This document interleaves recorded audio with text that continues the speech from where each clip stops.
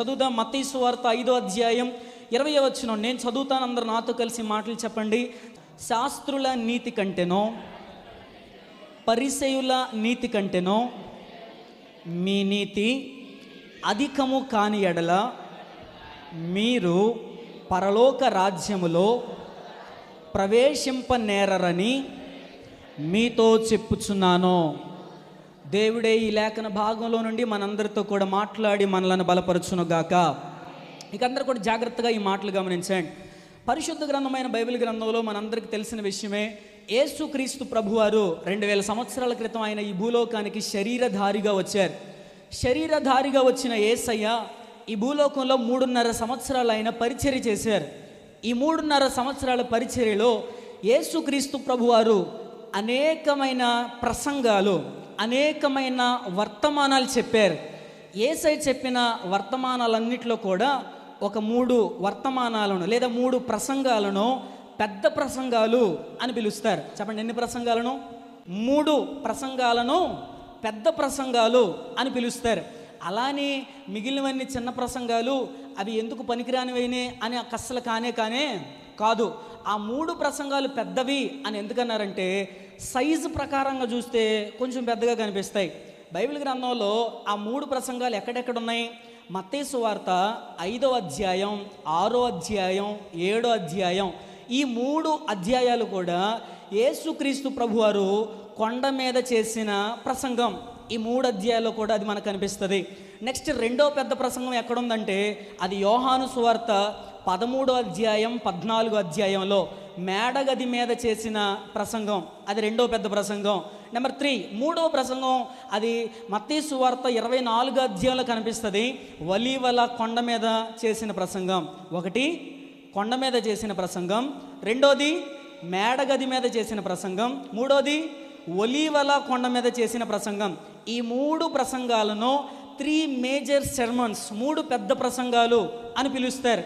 అయితే ఈ 3 ప్రసంగాలకు కూడా ఒకదానికి ఒకటి చాలా అద్భుతమైన రిలేషన్ ఉంది, ఒకదానికొకటి అద్భుతమైన సంబంధం ఉంది. ఏంటయ్యా వాటికి ఉన్న సంబంధం? కొండ మీద చేసిన ప్రసంగంలో యేసయ్య పరలోక రాజ్యంలో ఎవరు ప్రవేశిస్తారో అనే విషయాన్ని చెప్పారు. కొండ మీద ప్రసంగంలో మరలా చెప్తున్నాను, యేసయ్య పరలోక రాజ్యంలో ఎవరెవరు ప్రవేశిస్తారు అనే విషయాన్ని చెప్పారు. అలాగే మేడగది మీద చెప్పిన ప్రసంగంలో యేసుక్రీస్తు ప్రభువారు పరలోక రాజ్యానికి వెళ్ళబోతున్న ఈ మనుషులు ఒకరితో ఒకరు ఎలా జీవిస్తారు, ఒకరితో ఒకరు ఎలా బ్రతుకుతారు, వారి జీవిత విధానం ఎలా ఉంటుంది అనేది మేడగదిలో చెప్పారు. అలాగే ఒలీవల కొండ మీదకి వచ్చేసరికి ఆ పరలోక రాజ్యం ఎలా రాబోతా ఉంది, 2వ రాకడలో ఎలాంటి విషయాలు జరగబోతా ఉన్నాయి, ఈ విషయాలన్నీ కూడా చెప్పారు. అంటే 3 దాదాపుగా పరలోక రాజ్యం చుట్టూనే తిరుగుతూ ఉంటుంది ఈ 3 ప్రసంగాలు కూడా. ఒకసారి స్తోత్రం చెప్తారు గట్టిగా, జాగ్రత్తగా వినండి. ఈ 3 ప్రసంగాలు చాలా విలువైనవి, చాలా ప్రాముఖ్యమైనవి, చాలా శ్రేష్టమైనవి. అయితే ఈరోజు మనం ఆ మేడగది మీద, ఒలీవల కొండ మీద చేసిన ప్రసంగం జోలికి వెళ్ళట్లేదు, కానీ కొండ మీద చేసిన ప్రసంగాన్ని ధ్యానం చేయబోతా ఉన్నాం. దాంట్లో కూడా మనము ఒకే వచనాన్ని చూడబోతున్నాం. అదే మత్తయి సువార్త 5వ అధ్యాయం 20వ వచనం. అక్కడ రాయబడి ఉన్న మాటలే ఈరోజు మనం మాట్లాడుకోబోతా ఉన్నాం. అయితే ముందుగా ఈ ప్రసంగం యొక్క విలువ, ఈ ప్రసంగం యొక్క ప్రాముఖ్యత చాలా గొప్పదని చెప్తాను నేను. చాలా ప్రాముఖ్యమైనది, చాలా గొప్పది, చాలా విలువైనది. అసలు దీని గురించి ఎన్ని మాటలు ఉంటే అన్ని మాటలు ఉపయోగించేసేయచ్చు. ఎందుకంటే ఈ 3 అధ్యాయాలకున్న శ్రేష్టత, ఈ 3 అధ్యాయాలకున్న ప్రాముఖ్యత అంత ఉన్నతమైనదిగా కనిపిస్తూ ఉంది. ఇది ఇంత ప్రాముఖ్యమైన చెప్పడానికి ఇంకో కారణం కూడా చెప్తాను. మన భారతదేశంలోనే కొంతమంది పెద్దవాళ్ళు అనబడిన వాళ్ళు, గొప్పవాళ్ళు అనబడిన వాళ్ళు ఈ ప్రసంగాన్ని గురించి కూడా మాట్లాడారు. వాళ్ళల్లో ఒక ఆయన పేరు స్వామి వివేకానంద. చదువుకున్న పిల్లలందరూ కూడా తెలుస్తుంది. ఈ స్వామి వివేకానంద అనే ఆయన మాట్లాడుతూ అన్నాడు, యేసుక్రీస్తు ప్రభువారు కొండ మీద చేసిన ప్రసంగంలో ఒక్క వచనం చాలు, ఆ ఒక్క వచనం మనుషుని జీవితంలోకి వస్తే మానవుడు పరివర్తన చెందుతాడు అని చెప్పాడు. ఎందుకు ఏంటి ఆ వచనం? మత్తయి సువార్త 5వ అధ్యాయం 8వ వచనం, హృదయ శుద్ధి గల వారు ధన్యులు, వారు దేవునిని చూచెదరు. ఆ ఒక్క వచనం మనిషి జీవితంలోకి వస్తే చాలయ్యా, మనిషి జీవితమే మారిపోద్ది. ఒక్క మాటలో చెప్పాలంటే స్వామి వివేకానంద గారు చెప్పిన ఆయన అభిప్రాయం, యేసయ్య చెప్పిన ప్రసంగంలో ఒక్క లైన్ చాలు మనిషి జీవితం మారిపోద్దని చెప్పాడు. వాస్తవానికి ఆ 3 అధ్యాయాల్లో ఒక్క లైన్ కాదు, ప్రతి లైన్ కూడా విలువైంది, ప్రతి వచనం కూడా చాలా అద్భుతమైనదిగా మాట్లాడుతూ ఉంది. సరే, ఆయన అభిప్రాయం ఆయన చెప్పాడు. రెండో ఆయన మన భారతదేశానికి జాతిపితగా పిలువబడ్డాడు. స్వతంత్ర సమర యోధుడు తాతయ్య గారు ఎవరైనా? మహాత్మా గాంధీజీ గారు. ఈ మహాత్మా గాంధీజీ గారు ఆయన చెప్తూ ఒక మాట అన్నాడు. ఏమన్నాడు తెలుసా? అయ్యా, బైబిల్ గ్రంథంలో ఉన్న యేసయ్య కొండ మీద చేసిన ప్రసంగం మత్తయి సువార్త 5, 6, 7 అధ్యాయాలు, ఈ 3 అధ్యాయాలు ఒకవేళ ఎవరైనా చదవకపోతే అసలు వీళ్ళు పరిశుద్ధ లేఖనాలు చదివినట్లే కాదు అని అన్నాడు. అంటే కొండ మీద ప్రసంగం గురించి ఆయన అభిప్రాయం ఏంటంటే ఇది పరిశుద్ధ లేఖనాలు అని మాట్లాడాడు. అంటే వాళ్ళ అభిప్రాయాలు చెప్తా వచ్చారు. స్వామి వివేకానంద ఆయన అభిప్రాయం చెప్పాడు, గాంధీజీ గారు ఆయన అభిప్రాయం చెప్పాడు. అయితే వాళ్ళ అభిప్రాయాలను మనం పెద్దగా పట్టించుకోవాల్సిన పని లేదు, దానిని మనం ప్రామాణికంగా తీసుకోవాల్సిన పని కూడా లేదు. ఎందుకు లేదో కూడా చెప్తాను. ఎందుకంటే వాళ్ళు చెప్పడానికైతే చెప్పారు, కానీ వాళ్ళు యేసయ్యను సొంత రక్షకునిగా అంగీకరించలా, యేసయ్యకు శిష్యులుగా మారలా, క్రైస్తవులని పిలువబడలా. జస్ట్ మీకు అర్థం కావడానికి ఈ 3 అధ్యాయాల యొక్క విశిష్టత మీరు గ్రహించడానికి కేవలం దాని కొరకు మాత్రమే ఈ మాటలు చెప్తా ఉన్నాను. అయితే ఇక్కడ మనకు ఇంకో విషయం కూడా తెలుసుకోవాలి. అసలు ఈ ప్రసంగం చెప్పింది ఎవరు? మాట్లాడాలి. ఈ ప్రసంగం చెప్పింది ఎవరు? యేసు ప్రభు వారే. అసలు యేసయ్యే చెప్పాడు ఈ ప్రసంగం ఎంత విలువైందో, యేసయ్య చెప్పాడు ఈ ప్రసంగం ఎంత ప్రాముఖ్యమైందో. ఒక పేజీ అలా తిప్పండి. ఆ మత్తయి సువార్త 7వ అధ్యాయం 24వ వచనం చదువుదామా ఒకసారి? మనందరికి తెలిసిన మాటలే. 7వ అధ్యాయం 24వ వచనం. కాబట్టి నా మాటలు విని వాటి చొప్పున చేయు ప్రతి వాడును బండ మీద తన ఇల్లు కట్టుకుని బుద్ధిమంతుని పోలియుండును. వాన కురిసెను, వరదలు వచ్చెను, గాలి విసిరి ఆ ఇంటి మీద కొట్టెను, కానీ దాని పునాది బండ మీద వేయబడిన గనుక అది పడలేదు. మరియు ఈ నా మాటలు విని వాటి చొప్పున చేయని ప్రతివాడు ఇసుక మీద తన ఇల్లు కట్టుకుని బుద్ధిహీనుని పోలియుండును. వాన కురిసెను, వరదలు వచ్చెను, గాలి విసిరి ఆ ఇంటి మీద కొట్టెను, అప్పుడు అది కూలబడెను, దాని పాటు గొప్పదని చెప్పాను. యేసయ్య చెప్తున్న మాట ఏంటి తెలుసా? అయ్యా, ఇప్పటి వరకు మీరు ప్రసంగం విన్నారు కదా, కొండ మీద ఇప్పటి వరకు నేను చెప్పిన మాటలు విన్నారు కదా, ఇదిగో ఈ మాటలు ఎలాంటివో తెలుసా? మీ జీవితానికి ఒక పునాది లాంటిది. చెప్పండి, ఎలాంటిది మీ జీవితానికి? మాట్లాడాలి, కొంచెం దగ్గరగా మాట్లాడాలి. ఎలాంటిది మీ జీవితానికి? పునాది లాంటిది. అంటే ఈ మాటలు, నేను చెప్పిన మాటలన్నీ కూడా ఎవరైతే విన్నారో, ఎవరైతే వాటి చొప్పున చేస్తూ ఉన్నారో, ఎవరైతే వాటిని ప్రకారంగా పాటిస్తూ ఉన్నారో, మీరంతా కూడా బండ మీద ఇల్లు కట్టుకున్న బుద్ధిమంతిని పోలినటువంటి వాళ్ళు. ఒకవేళ ఇప్పటివరకు నేను చెప్పిన మాటలు మీరు విని వాటి చొప్పున చేయలేదనుకో, అవి మీకు వంట పట్టలేదనుకో, అవి మీ జీవితంలోకి రాలేదనుకో, అంటే దాని అర్థం ఏంటి తెలుసా? మీ పునాది ఇసుక మీద వేయబడింది. ఆ ఇసుక మీద వేయబడిన పునాది ఎప్పటికైనా సరే పడిపోద్దంట, దాని పాటు గొప్పదని మాట్లాడుతూ ఉన్నాడు. స్వామి వివేకానంద గారు ఒక్క లైన్ చాలు ప్రపంచంలో ఉన్న ప్రతి మనిషి మారతాడని చెప్పాడు. గాంధీజీ గారు ఈ 3 అధ్యాయాలు పరిశుద్ధ లేఖనాలు అని చెప్పాడు. యేసుక్రీస్తు ప్రభువారు ఇది పరిశుద్ధ, ఇది మీ జీవితానికి ఒక పునాది సత్యం అని చెప్పాడు. ఏమంటే ఒక ఇల్లు మీద ఒక 4-5 స్టేర్లు లేదా ఒక 10 స్టేర్లు వేయాలంటే కింద ఏం గట్టిగా ఉండాలి? పునాది గట్టిగా ఉండాలి. పునాది గట్టిగా ఉండకపోతే మనం ఏమి కూడా చేయలేం. అలాగే ఈ 5, 6, 7 అధ్యాయాలు కూడా క్రైస్తవునిగా మన జీవితానికి ఒక పునాది. ఆమెను చెప్పండి ఒకసారి. ఇప్పుడు చదువుకొచ్చిన పిల్లలందరూ కూడా, అంటే చదువుకున్న పిల్లలందరూ కూడా ఏం చేయాలి మరి? మాట్లాడతలే ఒక్కళ్ళు కూడా. చదువుకున్న ప్రతి ఒక్కళ్ళు ఏం చేయాలంటే ఈరోజు సాయంత్రం ఇంటికి వెళ్ళిన తర్వాత మత్తయి సువార్త 5, 6, 7 అధ్యాయాలు మాట్లాడతలా. చదవరా? స్తోత్రం చెప్పండి గట్టిగా. అయ్యా, కొంతమంది ఏమో మాకు చదువు రాదుగా ఏం చేయమన్నట్టుగా చూస్తున్నారు కొంతమంది. మరి కొందరేమో మాకు చదువచ్చు, చదవడానికి బద్ధకం కదా అన్నట్టు మరి కొందరు చూస్తూ ఉన్నారు. మీకు ఏదైనా సరే, ఎలాగైనా సరే, ఎలా వీలైతే అలా చదవండి.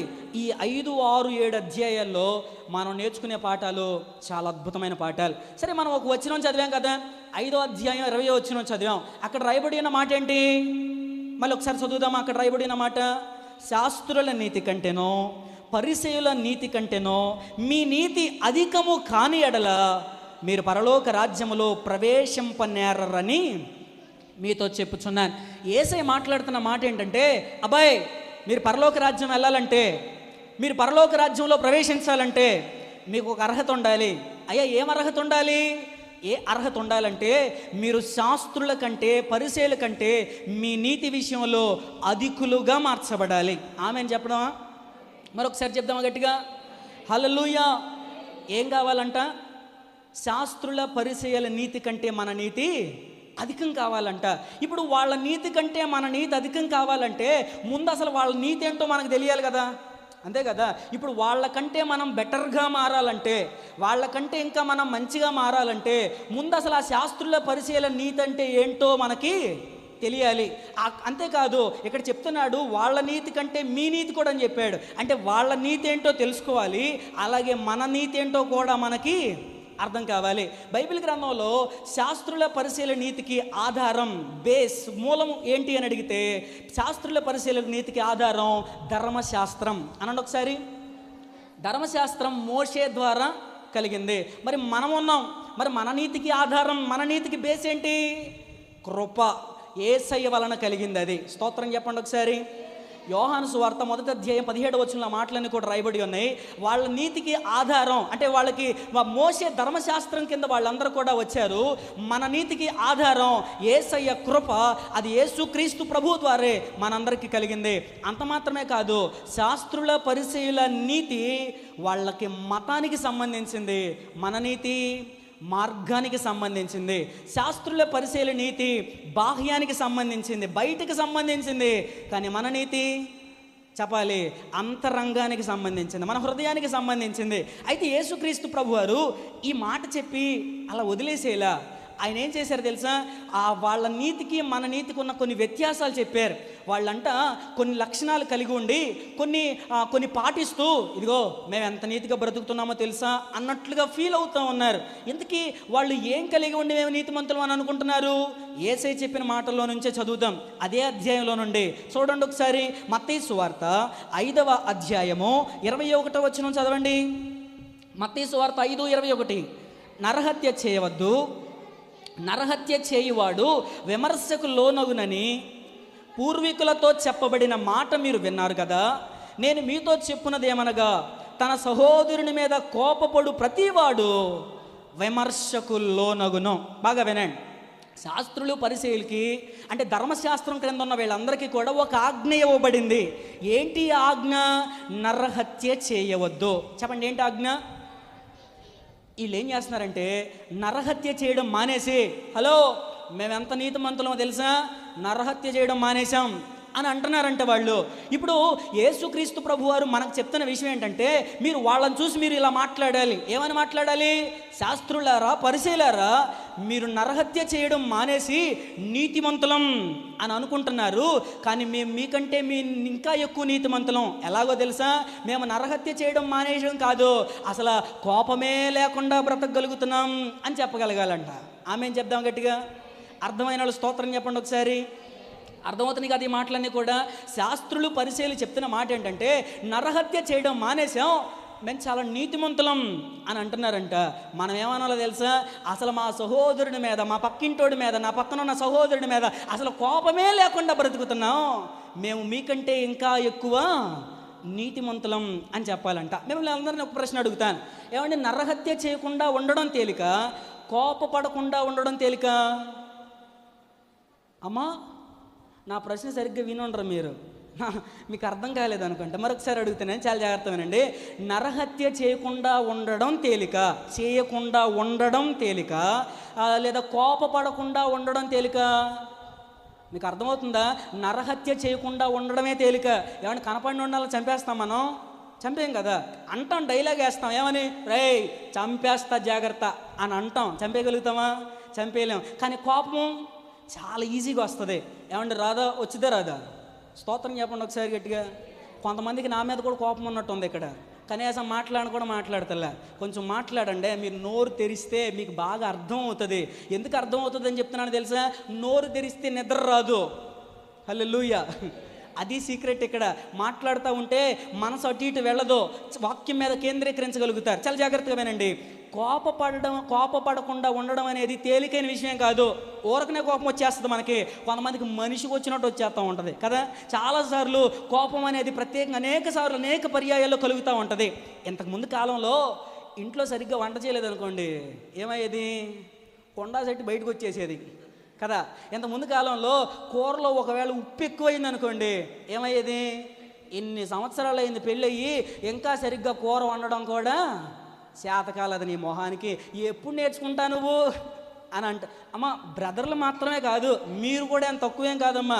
మీరు మాత్రమే ఏంటి, వాళ్ళు ఏదో అడుగుతారు, సంథింగ్ తీసుకురామని చెప్పేసి, తమ్ముడినో అన్నయ్యనో నాన్న ఏదో అడుగుతారు తెమ్మని, వాళ్ళు తేరు, మర్చిపోయో లేదో కావాలని ఎలాగో తేరు.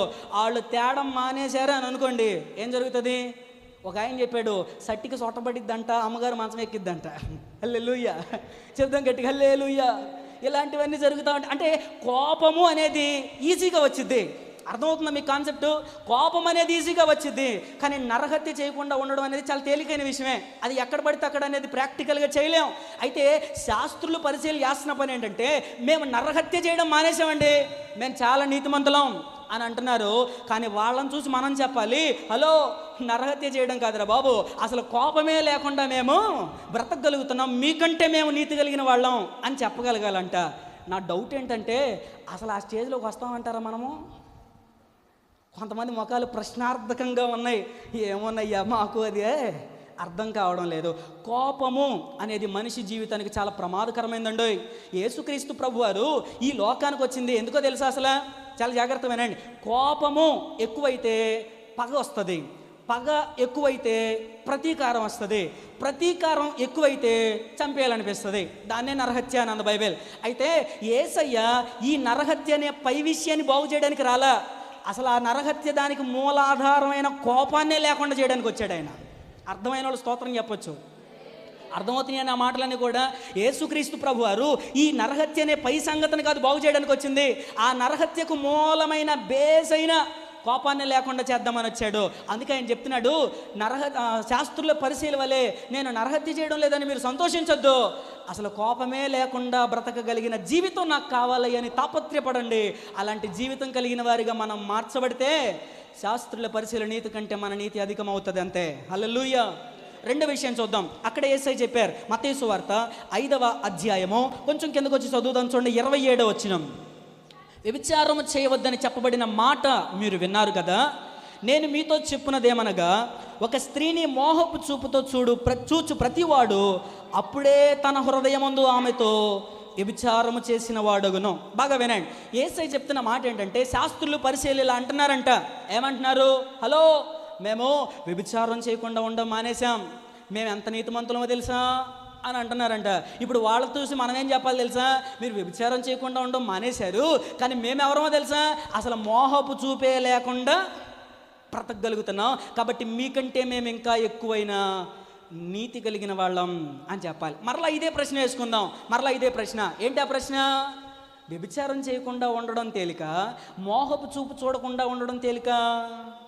సింపుల్ ఆన్సర్ ఏంటంటే, వ్యభిచారం చేయకుండా ఉండడమే తేలిక. మోహపు చూపు అనేది చాలా ఈజీగా వచ్చేస్తుంది. ఎందుకంటే మనం చూస్తున్న చూపుల్లోనే అనేక రకాలైన ఆలోచనలు, మన బుర్ర ఇక్కడే ఉంటుంది, కానీ ఎన్ని రకాలుగా తిరిగి వస్తుందో, ఎన్ని రకాలుగా ఆలోచిస్తుందో, ఎన్ని బొమ్మలుగా ఇస్తుందో, భయంకరంగా ఎన్నో రకాలైన ఆలోచనలు. ఈ హృదయంలో ఈ ఆలోచన విధానం అనేది ఎప్పుడు కంటిన్యూస్గా రన్నింగ్ అవుతూనే ఉంటుంది.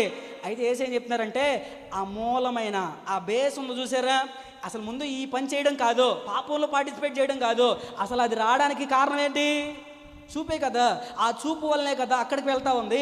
కాబట్టి అసలు ఆ చూపే లేకుండా బ్రతకగలగాలి అని చెప్తున్నాడు. అంటే వాళ్ళల్లో ఉన్న విధానం, మేము వ్యభిచారం చేయడం లేదు, మేము నీతిమంతులం అని చెప్తున్నారు. మనమేం చెప్పాలంటే, మాకు అసలు ఆ ఆలోచనే లేదు, ఆ చూపే లేదు, మీకంటే మేము ఇంకా ఎక్కువ నీతిమంతులం అని చెప్పగలిగిన స్థాయిలోకి మనం రావాలి. ఇది రెండో విషయం. మూడో విషయం కూడా చూద్దామా? అక్కడే చూడండి, 5వ అధ్యాయము 33వ వచనం. మత్తయి సువార్త 5:33. మరియు నీవు అప్రమాణము చేయక నీ ప్రమాణములను ప్రభువునకు చెల్లింపవలెనని పూర్వీకులతో చెప్పబడిన మాట మీరు విన్నారు కదా, నేను మీతో చెప్పున్నదేమనగా, ఎంత మాత్రము ఒట్టు పెట్టుకొనవద్దు, ఆకాశము తోడనవద్దు. 37వ వచనం చదువుతున్నాను. 37.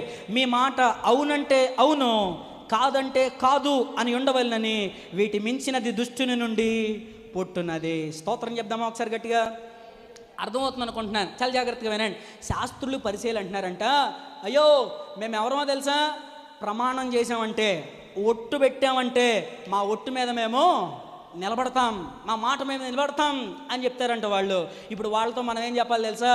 అసలు మాకు ప్రమాణాలతో గమానాలతో అసలు సంబంధమే లేదు, అసలు వాటితో పనే లేదు. మేమెవరం అంటే మా మాట అవునంటే అవును, కాదంటే కాదు, కాబట్టి మీకంటే మేమే ఎక్కువైన నీతి కలిగిన వాళ్ళము అని చెప్పగలగాలి. అంటే యేసయ్య చెప్పిన మాటకి ఉన్న ఆ ఉదాహరణలని చెప్తా ఉన్నాను. యేసయ్య చెప్పిన ఆ దృష్టాంతంలో నుండి, యేసయ్య చెప్పిన ఆ ఎగ్జాంపుల్స్లో నుండి, అయా శాస్త్రుల నీతి కంటే పరిసయ్యుల నీతి కంటే మీ నీతి అధికం కావాలి అంటే ఏంటి అర్థం? వాళ్ళు అంటారు మేము నరహత్య చేయడం లేదు అని అంటారు. మనం అనాలి అసలు మాకు కోపమే లేదు అని చెప్పగలగాలి. వాళ్ళు అంటారు మేము వ్యభిచారం చేయడం లేదు అని అంటున్నారు. మనం చెప్పాలి అసలు మాలో మోహపు చూపే లేదయ్యా. వాళ్ళు చెప్తారు అయ్యా మేము ప్రమాణం చేస్తే మాట మీద నిలబడతాం. మనం చెప్పాలి అసలు నా మాట అవునంటే అవును. ఈ స్టేజ్లోకి నడిపించబడతామా? యేసయ్య కృప మనందరికీ తోడుగా ఉండి ఆ స్టేజ్లోకి ప్రభువే మనలందరినీ కూడా నడిపించునుగాక. అలాంటి అధికమైన నీతిని ప్రభువే మనందరికీ నిండార్లుగా దయచేయునుగాక. ఏమంటే శాస్త్రుల పరిశీలన నీతి అది బాహ్యానికి సంబంధించింది. అంటే వాళ్ళ చేస్తున్న పని బయట కార్యక్రమే, ఈ లోపలదేమి చేంజ్ అవడం వల్ల. యేసుక్రీస్తు ప్రభువారు బాహ్యాన్ని బయటని దాని విధానాన్ని లక్ష్య పెట్టేవాడు కాదు, అంతరంగాన్ని హృదయాన్ని లక్ష్య పెట్టే దేవుడు. వాక్యం చెప్తా ఉంది హృదయాలను పరిశీలించే దేవుడు అంట ఆయన. స్తోత్రం చెప్దాం గట్టిగా. మీకు ఉదాహరణ చెప్తాను. యేసుక్రీస్తు ప్రభు వారు లోపల దాన్ని బాగు చేయడానికి వచ్చారన్నట్టుగా చాలా జాగ్రత్తగా గమనించండి. ఒక్క రోడ్డు ఉన్నాడు అనుకోండి, కుర్రోడికి ఎలర్జీ వచ్చింది. చెప్పండి ఏమొచ్చింది? ఎలర్జీ వస్తే ఏమొస్తుంది? దురద వస్తుంది కదా. దురద వచ్చింది. దురద రాగానే వెంటనే డాక్టర్ గారి దగ్గరికి వెళ్ళి డాక్టర్ గారిని కలిసి డాక్టర్ గారండి యేసుమని డాక్టర్ అమ్మ గారు, అమ్మ నాకు కొంచెం బాగా దురద వస్తూ ఉంది, త్వరగా తగ్గిపోవాలి, ఏం చేయాలి అంటే మొత్తానికి ఆయింట్మెంట్ ఇచ్చారు. ఆమె కాదులేండి చెబుతున్నాను వినండి. ఆయింట్మెంట్ ఇచ్చారు. ఆయింట్మెంట్ తీసుకొచ్చాం, రాసాం. 1 గంట 2 గంటలకి వచ్చిన దురద కాస్త వెంటనే తగ్గిపోయింది. అబ్బా ఎంత అద్భుతమైన డాక్టర్ గారు, అసలు ఇవ్వగానే ఆయింట్మెంట్ వెంటనే పనిచేసింది, వెంటనే తగ్గిపోయింది. చాలా సంతోషించాడు. రోజు అయిపోయింది. 2వ రోజు వచ్చేసరికి ఈ చేతి మీద వచ్చింది ఎలర్జీ, ఈ చేతి దురద వస్తుంది. ఆయింట్మెంట్ ఉందిగా తీసి మళ్ళీ రాశాడు. రాయిగానే విచిత్రం, 2 గంటలకు మళ్ళీ వెంటనే తగ్గిపోయింది. డాక్టర్ అంటే ఇలా ఉండాలి, మెడిసిన్ వేసామంటే వెంటనే సూపర్ ఉన్నాడు కదా డాక్టర్ అని చాలా సంతోషించాడు. రోజు అయిపోయింది. మళ్ళీ 3వ రోజు మళ్ళీ ఈ చేతి మీద ఇంకో చోట వచ్చింది. రాస్తున్నాడు, తగ్గుతుంది. తెల్లారికి మళ్ళీ వస్తుంది. రాస్తున్నాడు, తగ్గుతుంది. తెల్లారికి మళ్ళీ వస్తుంది. ఇలా రోజు జరుగుతూ ఉంది. ఇక్కడ మీకు అర్థమవుతుంది ఆ విషయం. ఇప్పుడు ఈ ఎలర్జీ రావడానికి ఈ లోపల మొత్తానికి ఏదో బ్యాక్టీరియా క్రిమి ఏదో మొత్తానికి ఉంది. ఈ డాక్టర్ గారు ఇచ్చిన ఆయింట్మెంటు పైన మనోళ్ళు అంటారే పైన పోతని, ఇదిగో ఈ కార్యక్రమం జరుగుతుంది ఇక్కడ. అంటే పైన రాస్తున్నాడు కానీ అసలు లోపలది తగ్గడం వల్ల అప్పుడు వెంటనే డాక్టర్ గారు ఈయన కాదని డాక్టర్ మార్చేసాడు. వేరే డాక్టర్ దగ్గరికి వెళ్ళాడు. అయ్యా సమస్య ఇదని చెప్పాడు. చెప్పగానే వెంటనే లోపల బ్లడ్ టెస్ట్ చేసి లోపల ఈయనకి ఆ ఉన్న బ్యాక్టీరియా ఏంటో క్రిమేంటో తెలుసుకుని దానికి సంబంధించిన ఈ యాంటీబయాటిక్ టాబ్లెట్ ఇచ్చాడు. ఇప్పుడు మీరు సమాధానం చెప్పండి. వీడు లోపల ఉన్న ఆ పురుగు చచ్చిపోవడానికి పై రాసి వస్తున్న ఈ ఆయింట్మెంట్ గొప్పదంటారా, లేదా లోపల ఉన్న పురుగుని చంపే ట్యాబ్లెట్ గొప్పదంటారా? కదా జాగ్రత్తగా వినండి. యేసుక్రీస్తు ప్రభువారు మార్గం కూడా బయట శుద్ధి చేసేది, బయట క్లీన్ చేసేది కాదు, హృదయ అంతరంగాన్ని క్లీన్ చేసేది. హల్లెలూయా. ఎందుకంటే యేసుక్రీస్తు ఈ మార్గం కూడా చాలా అద్భుతమైన మార్గం. ఎలాంటి మార్గం అంటే మన హృదయ అంతరంగాలను శుద్ధి చేసేది, మనలను పరిశుద్ధులుగా మార్చేది, మనలను నీతిమంతులుగా మార్చగలిగిన ఏకైక మార్గం ఈరోజు మనం ఆరాధిస్తున్న మార్గం. గట్టిగా చప్పట్లు కొడుతూ స్తోత్రం చెప్దాం. హల్లెలూయా. ఇంకో ఉదాహరణ చెప్తాను. ఫర్ ఎగ్జాంపుల్ ఊరకనే మన చర్చికి వేప చెట్టు వచ్చింది అనుకోండి. చెప్పండి ఏ చెట్టు? అమ్మ వేప చెట్టు ఎలా వచ్చిందని చూడబాకండి, వచ్చింది అనుకోండి అని అన్నా నేను అంతే. ఓకేనా? ఏం చెట్టు వచ్చింది? మనుషులే రావడం లేదు, వేప చెట్టు ఏడు నుంచి వచ్చింది అన్నట్టు కొంతమంది ఫేసులు ఉన్నాయి. కాబట్టి వినండి ఊరిని అనుకుందాం. వేప చెట్టు మన చర్చికి వచ్చింది. నాలాంటి వాళ్ళు ఎవరో ఒక ఆయన చూసి, రే వేప చెట్టుకి అన్ని కాయలు, ఏం కాయలు ఉన్నాయి? అన్ని చేదు కాయలే ఉన్నాయిరా. అసలు ఒక్క కాయ తిందామన్నా కూడా ఒక్కటి కూడా తీపి కాయే, ఒక్క కాయ కూడా మంచి కాయే. అన్ని దొంగతనాలనే కాయలు, మోసాలనే కాయలు, అబద్ధాలనే కాయలు, ఎక్కడ మాటలు అక్కడ చెప్పే కాయలు, ఒకళ్ళ మీద ఒకళ్ళు సాడీలు చెప్పే కాయలు, మోసం చేసే కాయలు, అన్యాయాలు చేసే కాయలు, అన్ని కాయలు ఏ కనపడుతున్నాయి. ఒక్క కాయ కూడా మంచి కాయ అనేది లేదు, ఇదిగో యేసు నామములో వేప చెట్టు కాయలన్నీ దులిపో, యేసు నామములో దులిపో అని అన్నాం. వెంటనే వేప చెట్టు గలగల గల అని చెప్పేసి కాయలని కూడా దులిపేసింది. అబ్బా ప్రైజ్ ద లార్డ్, వేప చెట్టు కాయలను దులిపేసిందని వేప చెట్టుకు బాప్తిజం ఇచ్చేసాం. చెప్పండి ఏమి ఇచ్చాం?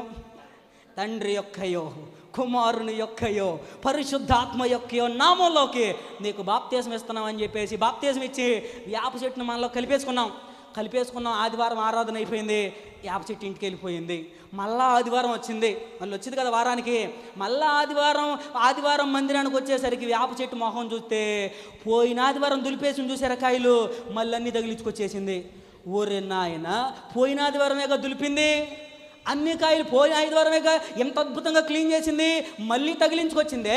బుద్ధి లేదు దీనికి, జ్ఞానం లేదు దీనికని వేప చెట్టు దగ్గరికి వెళ్ళి ఏమే వేప చెట్ట, సిగ్గు లేదా నీ మొహానికి, పోయిన ఆదివారమేగా దులిపింది మళ్ళీ తగిలించుకొచ్చావే అని అన్నాం.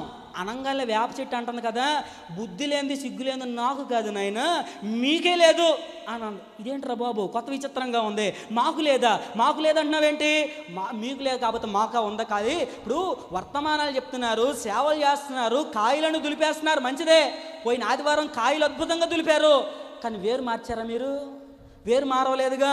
వేరు మారవకపోతే మళ్ళా ఆ కాయలు రాక మంచి కాయలు ఎట్టొస్తాయి అయ్యా, ఏం మాట్లాడుతున్నావు నువ్వు అని అందంట వేప చెట్టు. హల్లెలూయా.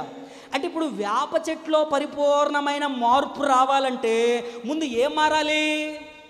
అది వేరు మారాలి, కాయలు కాదు దులపాల్సింది. ఈనాటి కాలంలో చాలామంది క్రైస్తవులు చేస్తున్న పని ఏంటి తెలుసా?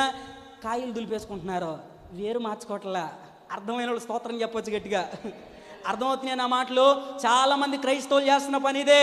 యేసుక్రీస్తు ప్రభు వారి ఈ భూలోకానికి వచ్చింది కాయలు దులపడానికి కాదు, డైరెక్ట్గా వేరే మార్చడానికి వచ్చారు. అందుకే బాప్తిస్మ ఇచ్చి యోహాన్ చెప్పాడు, అయ్యా చెట్టు వేరన గొడ్డలి ఉంచబడి ఉన్నదయ్యా, అయ్యా నా వెనుక వచ్చేవాడు నాకంటే శక్తి కలిగిన వాడు, ఆయన చేతిలో గొడ్డలుంది, దాన్ని పెట్టి ఒక దెబ్బేస్తాడు, చెట్టుని వేరు చేసి చెట్టుని తీసుకెళ్ళి ఆయన లోపల అంటు కట్టేసుకుంటాడు. అప్పుడు ఈ చెట్టు జీవితమే మారిపోద్ది. హల్లెలూయా. అర్థమవుతుంది అనుకుంటున్నాను మీకు ఈ మాటలన్నీ కూడా. అంటే ఈరోజు మనం నేర్చుకోవాల్సిన పాఠం ఏంటంటే, ఆదివారం వస్తున్నాం, కాయలు దులుపుకుని వెళ్తున్నాం, మళ్ళీ వచ్చే ఆదివారానికి మళ్ళీ కాయలు తగిలించుకొస్తున్నాం. ఇలా ఉంటే మనం నిజమైన క్రైస్తవులం కాదు. శాస్త్రుల పరిశీలన నీతి కంటే అధికమైన నీతి కలిగిన వాళ్ళం కూడా కాలేము అంతే. జాగ్రత్తగా వినండి, అర్థమవుతుంది అనుకుంటున్నాను ఈ మాటలన్నీ కూడా. శాస్త్రుల నీతి కంటే పరిశీలన నీతి కంటే అధికం కావాలంటే మనం ఏం చేయాలి? మనం కూడా కాయలు దులుపుకునే వాళ్ళలాగా ఉండకూడదు, వేరునే మనము బాగు చేసుకోవాలి, వేరే మార్చేసుకోవాలి. అప్పుడే నిజమైన మార్పు వస్తుంది. శాస్త్రుల పరిచయాలు కూడా ఎలాంటి వాళ్ళు తెలుసా? ఈ కాయలు దులుపుకునే బ్యాచ్ వీళ్ళు కూడా, శాస్త్రుల పరిచయాలు కూడా. ఏమండి, నవంబర్ నెలలో నలబట్టలు వేసుకున్న వాళ్ళు కూడా దులిపేది ఏంటి? కాయలే కదా, 40 రోజులు. అప్పుడు దాకా తిడతారు, తాగుమోతాడో అని తిట్టి ఒకసారి అయినా ఈ జీవితం మారితే బాగుంటుందని ఆ 40 రోజులు అద్భుతంగా దీక్ష చేసి ఇలా చేసి 40 రోజులు గట్టిగా కూర్చుని ఉపవాసాలుండి నిరాహార దీక్షలా కూర్చుని ఆ చివరిగా 40 రోజులు అయిపోయిన తర్వాత ఎక్కడో వెళ్ళని చోటుకి వెళ్ళి అసలు వచ్చేటప్పుడు ఇంతకుముందు చిన్న బుడ్డి తాగి వచ్చేటప్పుడు పేపాలేనే లేపేసిన వాళ్ళు ఉన్నారంట. హల్లెలూయా. అంటే వీళ్ళు 40 రోజులు చేసిన పని ఏంటి? కాయలు దులుపుకున్నారు, వేరుని వీళ్ళు మార్చుకోలే. అర్థమవుతుందా మీకు ఈ మాటలన్నీ కూడా? దేవుడు మనల నుండి కూడా ఆశిస్తుంది ఈరోజు ఏంటో తెలుసా? అయ్యా కాయలు దులుపుకున్న వాళ్ళలాగా ఉండొద్దయ్యా, మీరు వేరునే బాగు చేసుకున్న వాళ్ళలాగా ఉండండి అయ్యా. చాలా గన్ షాట్గా యేసయ్య చెప్పిన మాట ఏంటో తెలుసా? హలో, మీరు పరలోక రాజ్యంలో వెళ్ళాలంటే శాస్త్రుల పరిశీలన నీతి కంటే మీ నీతి అధికం కావాల్సిందే, వాళ్ళకంటే మీరు అధికం అవ్వాల్సిందే. దీంట్లో ఇక అటు ఇటు జాంతనాయి, అటు ఇటు మారడానికి లేదు, మీరు ఖచ్చితంగా ఉండాల్సిందే. అయ్యా నేను చిన్నప్పటి నుండి సండే స్కూల్కి వచ్చానండి, చిన్నప్పటి నుండి యూత్ మీటింగ్కి వచ్చానండి, ప్రతి ఆదివారం మందిరానికి వస్తున్నాను, పరిచర్య చేస్తున్నాను, కానుకలు ఇస్తున్నాను, ఇవన్నీ కూడా చేస్తున్నాను కదా, పరలోక రాజ్యంలో ఎందుకు ప్రవేశింపనివ్వు? వస్తున్నావు మంచిదే, ఇవన్నీ చేస్తున్నావు బాగానే ఉంది, కానీ వేరులో మార్పు రాలా. వాళ్ళ నీతి కంటే నీ నీతి అధికం కాకుండా ఎలా ప్రవేశించగలుగుతావయ్యా అని అంటాడు ఆయన. స్తోత్రం చెప్దాం గట్టిగా ఒకసారి. అర్థమవుతుంది అనుకుంటున్నాను ఈ మాటలని కూడా. శాస్త్రులు పరిశీలన నీతిలో వాళ్ళు చెప్తా ఉన్నారు, మేము నరహత్య చేయడం లేదు, వ్యభిచారం చేయడం లేదు, మేము ప్రమాణం చేసామంటే మాట మీద మేము నిలబడతాం, మేమే నీతిమంతులం అని అనుకుంటున్నారు వాళ్ళు. కానీ వాళ్ళతో మనం చెప్పగలగాలి, అదేంటయ్యా పెద్ద నీతి, మేమెంత నీతి కలిగిన వాళ్ళం తెలుసా, అసలు మాకు కోపమే చాలా ఫాస్ట్గా చెప్పింది ప్రశాంతి. అందరూ అలా చెప్పగలగరా? అసలు మాకు కోపమే అనగలమా మాట? చెప్పగలగాలి. ఆ చెప్పగలిగిన స్థాయిలోకి మనం రావాలి. అయ్యా మాకు అసలు కోపమే రాదయ్యా, మాలో మోహపు చూపే లేదయ్యా, మేము మాట అవునంటే అవును, కాదంటే కాదు. అదిగో అంత నీతి కలిగిన వాళ్ళమని మనం చెప్పగలిగిన స్థాయిలోకి యేసే మనందరినీ కూడా నడిపించునుగాక. మరొకసారి చెప్దాం ఆమెన్. అలా ఎవరైతే ఈ మాటలు ఇప్పుడు మనం చెప్పుకున్న మాటలన్నిటి ప్రకారంగా చేస్తారో అదిగో వాళ్ళు శాస్త్రుల పరిశీలన నీతి కంటే అధికమైన నీతి కలిగిన వాళ్ళు. ఇంకొక విషయాన్ని కూడా మనం ఇప్పుడు ధ్యానం చేయబోతా ఉన్నాం. అసలు శాస్త్రుల పరిశీలన నీతి కంటే మన నీతి అధికం కావాలంటే మనం ఏం చేయాలి? అర్థమవుతుందా? అసలు ఈరోజు మనం మాట్లాడుకోబోతున్న విషయం అది. శాస్త్రుల పరిశీలన నీతి కంటే మన నీతి అధికం కావాలంటే మనము ఏం చేయాలి? ఏం చేయాలి? రెండు మాటలు, ఒకటి విషయం. చాలా జాగ్రత్తగా వినండి. వాళ్ళల్లో ఏ లక్షణం ఉందో మనలో ఆ లక్షణం ఉండకూడదు. వాళ్ళల్లో ఏ లక్షణం లేదో మనలో ఆ లక్షణం ఉండాలి. వినండి, బాగా వినండి. అర్థమవుతుంది అనుకుంటున్నాను. వాళ్ళల్లో ఏదైతే ఉందో మనలో అది ఉండకూడదు. వాళ్ళల్లో ఏదైతే లేదో మనలో అది ఉండాలి. మరి ఎందుకు శాస్త్రుల పరిశీలనలో ఏముంది? వాళ్ళ నీతిలో ఏముంది? చదువుదాం పరిశుద్ధ గ్రంథంలో నుండి. మత్తయి సువార్త 23వ అధ్యాయం రండి ఒకసారి. మత్తయి సువార్త 23వ అధ్యాయం. నేను కొన్ని వచనాలు ఫాస్ట్గా చదువుతాను, చాలా జాగ్రత్తగా వినండి. మత్తయి సువార్త 23వ అధ్యాయము 13వ వచనం చదువుతున్నాను. అయ్యో వేషధారులైన శాస్త్రులారా పరిశీలారా. 15వ వచనం. అయ్యో వేషధారులైన శాస్త్రులారా పరిశీలారా. 23వ వచనం. అయ్యో వేషధారులైన శాస్త్రులారా పరిశీలారా. 25వ వచనం. అయ్యో వేషధారులైన శాస్త్రులారా పరిశీలారా. 27వ వచనం. అయ్యో వేషధారులైన శాస్త్రులారా పరిశీలారా. 29వ వచనం. అయ్యో వేషధారులైన శాస్త్రులారా పరిశీలారా. 23వ అధ్యాయంలో యేసయ్య ఈ మాటను 6 సార్లు చెప్పారు. చెప్పండి ఎన్నిసార్లు? చెప్పాలి ఎన్నిసార్లు? యేసయ్య నోట ఒకే మాట పదే రిపీట్ అవుతుందంటే అర్థం ఏంటి తెలుసా? ఆ మాట మీద మనం లక్ష్యం ఉంచాలి. ఆ మాట మీద మనం చాలా జాగ్రత్తగా మనసు పెట్టి ఆలోచన చేయాలి. ఇప్పుడు యేసయ్య ఇక్కడ చెప్తున్న మాట ఏంటి తెలుసా? ఈ శాస్త్రులు పరిసయ్యులు ఎలాంటి వాళ్ళంటే వేషధారులు.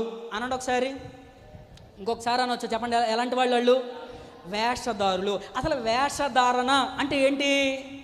లోపల స్వభావం ఒకటి ఉంటుంది, బయటికి కనిపించే స్వభావం వేరుగా ఉంటుంది. అంటే వాళ్ళ జీవితాల్లో లోపల ఒకటి ఉంటుంది, బయటికి ఒకటి ఎక్స్పోజ్ అవుతుంది. లోపలికి ఒకటి ఉంటుంది, బయటకు ఇంకొక దాన్ని ప్రజెంట్ చేస్తారు.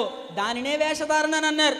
ఒక భక్తుడు ఇలా చెప్పాడు, యేసుక్రీస్తు ప్రభువారంట పరలోక రాజ్యంలో వేశ్యలనైనా ప్రవేశింపజేస్తారు, వేశ్యలనైనా క్షమిస్తారు, కానీ వేషధారులను క్షమించడంట అసలు పరలోక రాజ్యానికి వాళ్ళకి ప్రవేశమే లేదంట.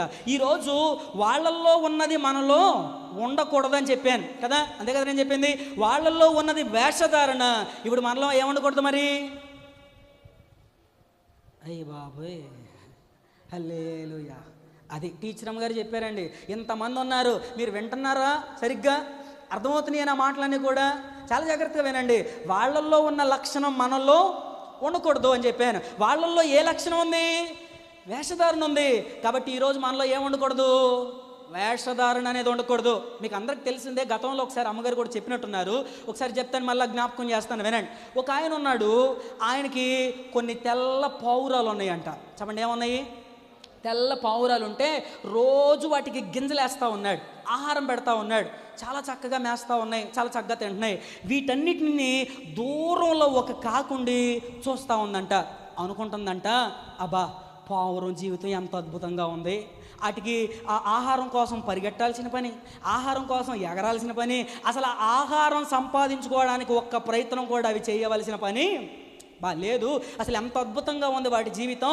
అసలు నేను కూడా పావురం అయితే బాగుండేది కదా, కాకిగా దేవుడు ఎందుకు పుట్టించాడు నన్ను అని అనుకుంటా ఉంటుందంట.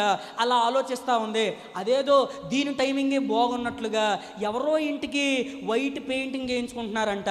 ఆ వైట్ పెయింటింగ్ వేయించుకున్న బకెట్ కాస్త రోడ్డు మీద పెట్టారంట. మన వాళ్ళు చెప్తారు కదా, ఒక్క ఐడియా జీవితాన్ని మార్చేస్తుంది అన్నట్లుగా దానికి కూడా ఐడియా వచ్చింది. ఐడియా వచ్చి వెళ్ళి ఆ వైట్ పెయింటింగ్ ఉన్న బకెట్లో బాప్తీసం తీసుకుంది కాకి గారు. హల్లెలూయా. కాకి ఎప్పుడైతే వైట్ పెయింటింగ్ బకెట్లో బాప్తీసం తీసుకుందో అప్పుడు దాకా నల్ల కాకి ఇక బాప్తీసం పొందిన కాడి నుంచి తెల్ల పావురం అయిపోయింది. పావురంలాగా ఇప్పుడు చక్కగా టక టక టక వెళ్ళిపోయి ఆ పావురపు గుంపులో కలిసిపోయి చక్కగా మేసేస్తుంది. ఇది కూడా ఇప్పుడు చక్కగా లాగిచ్చేస్తుంది. అద్భుతంగా ఉంది. ఇక వేటకి వెళ్ళాల్సిన పని లేదు, ఆహారం కోసం పరిగెట్టాల్సిన పని లేదు, అసలు ఇంకెక్కడికి పని లేదు. కాళ్ళగడికి వచ్చేస్తుంది, చక్కగా మేసేస్తుంది. అబ్బా ఎంత సుఖంగా ఉందరా జీవితం అని అనుకుంటా ఉంది. అలా రోజులు జరుగుతూ ఉన్నాయి. ఒకరోజు యజమానికి డౌట్ వచ్చింది. ఏంట్రా ఇది విచిత్రంగా ఉంది పావురము, అసలు ఈ పావురంకి ముక్కేంటి కొంచెం పొడుగ్గా ఉంది, తోకేంటి కొంచెం వెనక్క లాగినట్టు ఉంది, విచిత్రంగా కనిపిస్తుంది, ఏంటి పావురం విచిత్రంగా ఉంది అని అనుకుని ఒకవేళ ఇది హైబ్రిడ్ పావురమేమో, కొత్త రకం పావురమేమో అని అనుకున్నాడు. ఇది కావు అంటే కదా తెలిసేది, ఇది కాకే పావురం అనేది. ఇదేం మాట్లాడతల్లా, ఎందుకంటే మాట్లాడితే ఇది దొరికిపోద్దని తెలుసు. దీనికి మాట్లాడకుండా మెయింటైన్ చేసుకుంటూ వస్తుంది. రోజులు అలా జరుగుతూ ఉన్నాయి. పెద్దోళ్ళు చెబుతారు, దొంగ ఏ రోజుకైనా ఒక రోజు దొరకాల్సిందేనంట. దొంగ దొరికే రోజు వచ్చింది ఒకటి, అదే వర్షం పడిన రోజు. ఆకాశం నుండి టపా టపా చినుకులు రాలుతూ ఉన్నాయి. పాపం ఈ కాకి తెలియదు వర్షం పడితే వేసుకున్న పెయింటింగ్ ఎగిరిపోద్దని సంగతి. వర్షం పడతా ఉంది, వేసుకున్న పెయింటింగ్ కాస్త మెల్లగా కిందకి కారు వస్తూ ఉంది. యజమాని చూశాడు, ఒరే నేను అనుకుంటానే ఉన్నాను ఈ కాకి ఇదిగో ఇలాంటి పని చేసిందని కర్ర తీసుకుని ఒక్కడి పీకాడంట, అంతే. హల్లెలూయా. అర్థమవుతుందా? చాలా జాగ్రత్తగానండి. ఈ కాలంలో చాలామంది నల్ల కాకులయ్యుండి తెల్ల పావురాల్లో కలిసిపోవాలనుకుంటున్నారంట. అర్థమైంది ఈ మాట? మళ్ళీ చెప్తున్నానే, ఈ కాలంలో చాలామంది నల్ల కాకులయ్యుండి తెల్ల పావురాల్లో కలిసిపోవాలనుకుంటున్నారు. గుర్తుపెట్టుకోండి, పెయింటింగ్ వేసుకున్నావు మంచిదే, కానీ ఒకరోజు వర్షం పడే రోజు ఒకటి ఉంది, నీ పెయింటింగ్ అంతా కారిపోయే రోజు ఒకటి ఉంది, నీ మీద ఆ దేవుని యొక్క దెబ్బ పడే రోజు ఒక రోజు ఉంది. దానినే బైబిల్ దేవుని తీర్పు దినం అని చెప్పింది. ఆ రోజు మనం ఎన్ని డ్రామాలు వేసినా, ఎన్ని నటనలు వేసినా పొర్రపాటును కూడా మనము తప్పించుకోలేం. చాలా జాగ్రత్త. వేషధారణ అనేది ఎంత భయంకరమైందో తెలుసా? బైబిల్ గ్రంథంలోనే మీకు ఉదాహరణ చెప్తాను. వేషధారణ వలన బైబిల్లో ఒక ఇద్దరు వాళ్ళ ప్రాణాలనే పోగొట్టేసుకున్నారు. మత్తయి సువార్త 5వ అధ్యాయంలో కనిపిస్తుంది. వాళ్ళ పేరు అననీయ, సప్పీరా. మనందరికి కూడా బాగా తెలిసిన చరిత్రే కదా. అననీయ, సప్పీరాలు ఆ రోజుల్లో వాళ్ళు బ్రతుకుతున్న దినాలు, అది అపోస్తుల కాలం. అపోస్తులు ఆ రోజుల్లో అద్భుతంగా పునరుద్ధానం గురించి ప్రకటన చేస్తున్నారు, పునరుద్ధానం గురించి చెప్తా ఉన్నారు. అలా చెప్తా ఉన్నప్పుడు కుప్రా అనే ప్రాంతానికి చెందిన యోసేపు అనే ఒక సహోదరుడికి కూడా ఒక ఆశ కలిగింది. అక్కడ ఉన్న వాళ్ళందరూ కూడా చాలామందికి ఆశ కలిగింది. ఏమని కలిగింది?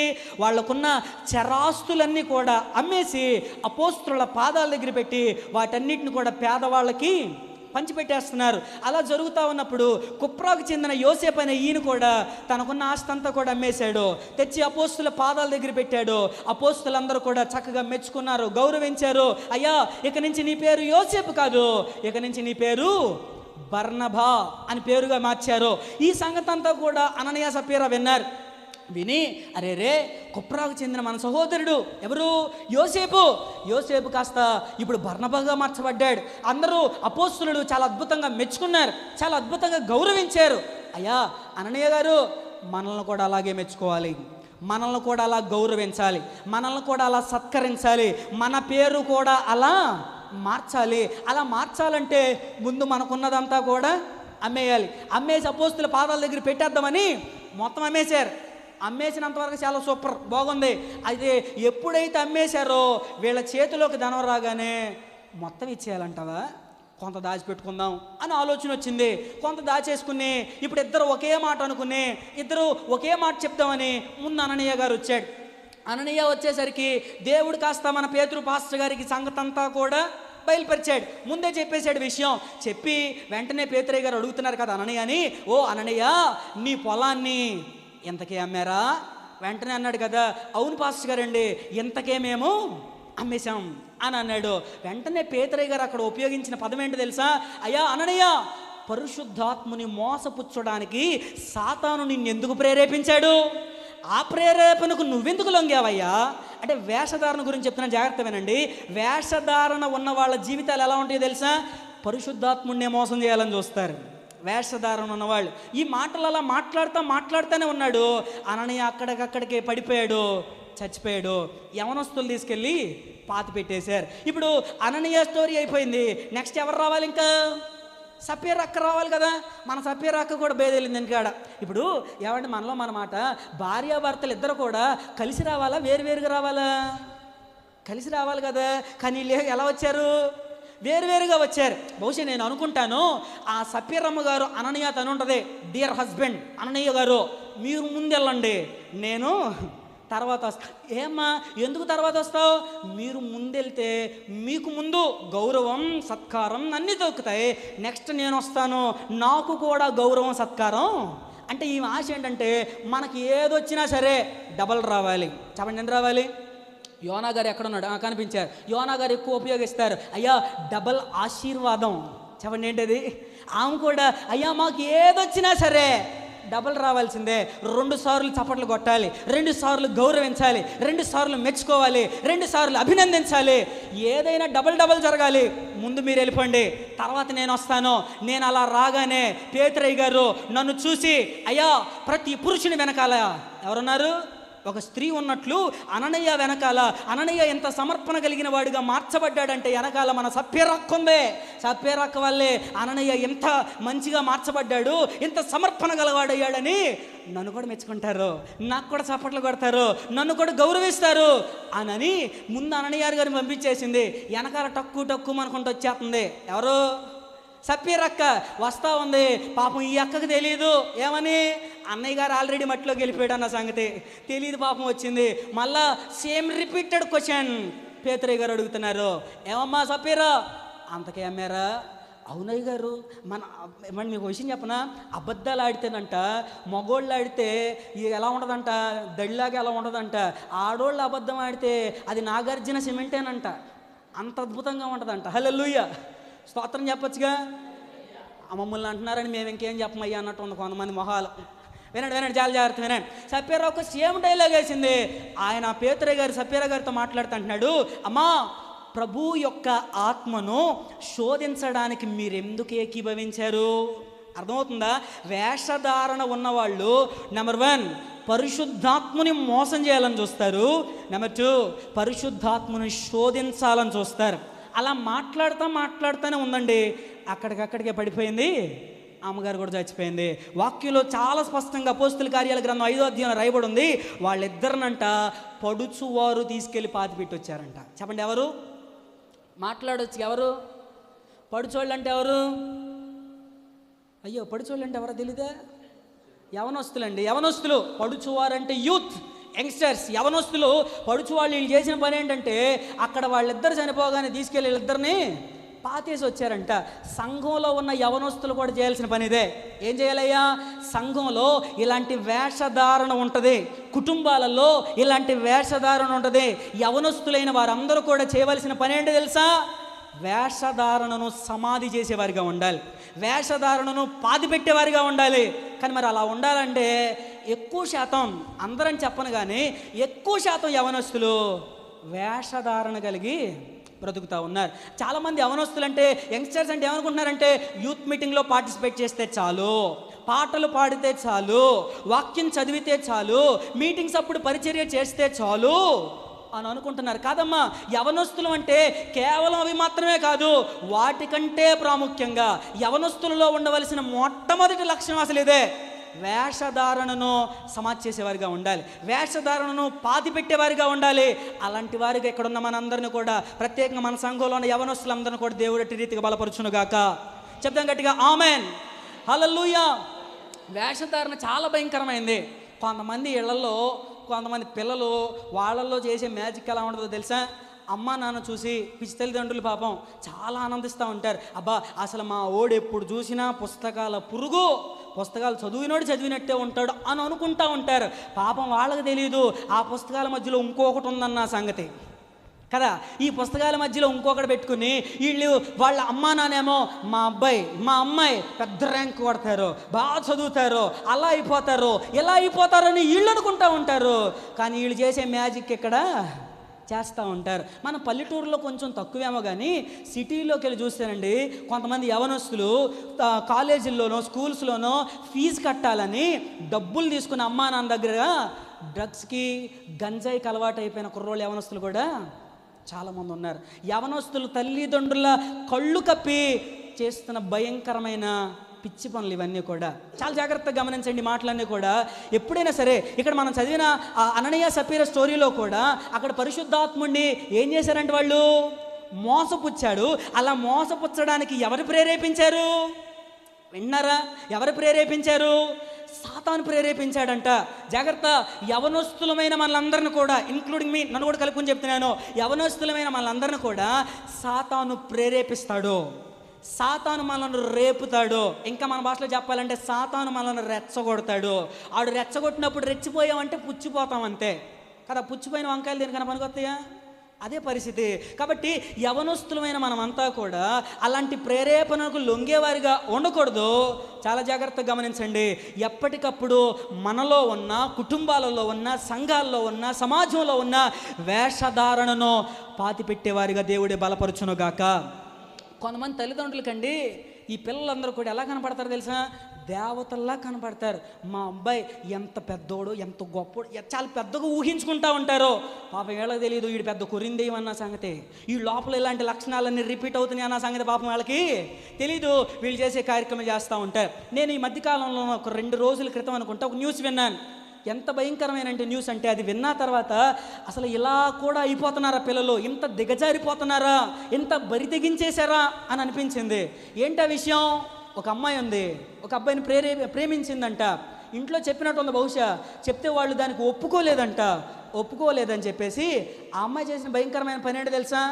మరి ఎక్కడ చదువుకుందో, ఎక్కడ తెలుసుకుందో, ఇంజెక్షన్ ఉంటాయి కదా, నొప్పులు ఇంజెక్షన్స్. ఆ నొప్పులకి చేసే ఇంజెక్షన్ అంట డబుల్ డోస్ కనుక చేస్తే వెంటనే చనిపోతాడంట మనిషి. డబుల్ డోస్ చేస్తే నొప్పులకి చేసే ఇంజెక్షన్ అన్నీ కూడా. ఈ అమ్మాయి మరి ఎక్కడందో ఎక్కడ తెలుసుకుందో మరి తెలీదు. ఆ విషయం తెలుసుకుని అమ్మా నాన్న రోజు వెళ్ళినట్టుగా పనికి వెళ్ళొచ్చారు. సాయంత్రం ఇంటికి రాగానే ముందు అమ్మ వచ్చేసి ఇంట్లో మొత్తం చేయాల్సిన కార్యక్రమాలు, వంట పనులన్నీ కూడా చేస్తూ ఉంది. చేస్తా ఉంటే అమ్మతో మాట్లాడుతూ అంటుందంట, అమ్మా నువ్వు పద్దాగడ నొప్పులు అంటున్నావు కదా, డాక్టర్ గారిని అడిగి ఇంజెక్షన్ తీసుకొచ్చాను, నొప్పుల కొరకు ఇంజెక్షన్ చేస్తానమ్మా అని అంది. కూతురు మహా ప్రేమతో అంటుందని ఈ తల్లి సరేనమ్మా చెయ్యి, నాకు కూడా తగ్గిపోద్ది అని అనుకుని వెంటనే చేయించుకుందంట. ఆ ఇంజెక్షన్ అలా చేయడం కాస్త వెంటనే ఏమైందో తెలుసా? అక్కడికక్కడికి అమ్మగారు చనిపోయిందంట. డబుల్ డోస్ ఇంజెక్షన్ చేయగానే తల్లి చనిపోయింది. తల్లి చనిపోగానే వెంటనే మంచం మీద పడుకోబెట్టేసింది. ఈ లోపల కాసేపటికి నాన్నొచ్చాడు. నాన్న రాగానే ఏంట్రా అమ్మ తొందరగా పెందలకాడు పడుకుంది, ఏమైంది అని అడిగితే కూతురు చెప్తా ఉందంట, నాన్న అమ్మకి బాగోలేదు, నొప్పులుగా ఉన్నాయి అని పెందలకాడ ఒక ముద్ద అన్నం తినేసి పడుకుంది, నువ్వు కూడా బాగా నొప్పులు అంటున్నావు కదా, డాక్టర్ గారి దగ్గరికి వెళ్ళి ఇంజెక్షన్ తీసుకొచ్చాను నొప్పుల కోసం, నీకు కూడా చేస్తాను నాన్న అని అందంట. వెంటనే ఓహో మా కూతురు నా కోసం ఎంత బాగా ఆలోచిస్తుందని చెప్పేసి సరే చెయ్యనన్నాడు. తండ్రి కూడా చేయించుకున్నాడంట. తండ్రి కూడా అక్కడక్కడికి చనిపోయాడు. కూతురు తల్లి తండ్రిని ఇద్దరిని నిర్దాక్షిణంగా చంపేసిందండి. చంపేసి మళ్ళీ ఏమి ఎరగనట్లు వాళ్ళ అన్నయ్య ఎక్కడో ఉంటే అన్నకు ఫోన్ చేసి, అరే అన్నా అమ్మా నాన్న చచ్చిపోయారా, ఏమైంది అర్థం కావట్లేదు, త్వరగా రా అంటే వాడొచ్చి మొత్తం చెక్ చేశారు. ఏం అర్థం కాలేదు, చనిపోయినట్లు కనిపిస్తుంది. హాస్పిటల్కి తీసుకెళ్తే విషయం అంతా కూడా బయటకు వచ్చింది. అర్థమైన సంగతి పోలీసులకు తెలిసిన విషయం ఏంటంటే ఈ అమ్మాయి ఈ కథ అంతా కూడా అర్థమయ్యి పోలీసులు చెప్తా ఉన్నారు ఈ విషయం అంతా కూడా. చూసారా యవనస్తులు ఎంతగా బరి తెగించేశారో, ఎంత భయంకరమైన స్థితిలోకి వెళ్ళిపోతా ఉన్నారో. వేషధారణ మనలో ఉంటే ఇక ఏ పని చేయడానికి కూడా మనము వెనకాడం. ఈరోజు ఈ మాటలు వింటున్న ప్రతి ఒక్కరికి చాలా జాగ్రత్తగా ఈ మాటలు గమనించండి. మనలో వేషధారణ ఉంటే మనం ఒక్కడమే కాదండి పోయేది, మనతో పాటు మన కుటుంబాన్ని కూడా పోగొట్టేస్తాం, అందరినీ పాడు చేసేస్తాం. కాబట్టి మనలో ఎన్నటికీ కూడా వేషధారణ అనేది ఉండకుండానుగాక. మాట మర్చిపోకూడదు. శాస్త్రుల పరిశీల నీతి కంటే మీ నీతి అధికం కాకపోతే మీరు పరలోక రాజ్యంలో ప్రవేశించరు, పరలోక రాజ్యంలో వెళ్ళరు. అయ్యా మరి వాళ్ళ నీతిలో ఉంది ఏంటంటే వేషధారణ ఉంది. ఇస్కరియోతు యోధాలో కూడా ఉన్నదే కదా వేషధారణే. లోపల ఒకటి పెట్టుకుని బయట ఇంకోటి తీసుకొచ్చి దీంట్లో పార్టిసిపేట్ చేయడానికి, బలలో పాలు పొందడానికి వచ్చాడు. అక్కడ వాక్యం చాలా స్పష్టంగా యోహాను సువార్తలో రాయబడి ఉంది. ఆ ముక్క అలా పుచ్చుకోగానే వెంటనే సాతాను వచ్చేసాడంట. అంటే వేషధారణ కలిగి బలలో పాలు పొందడం కూడా అంత ఆశీర్వాదకరమేమి కాదు. అది మన జీవితానికి అంత మంచిదేం కాదు.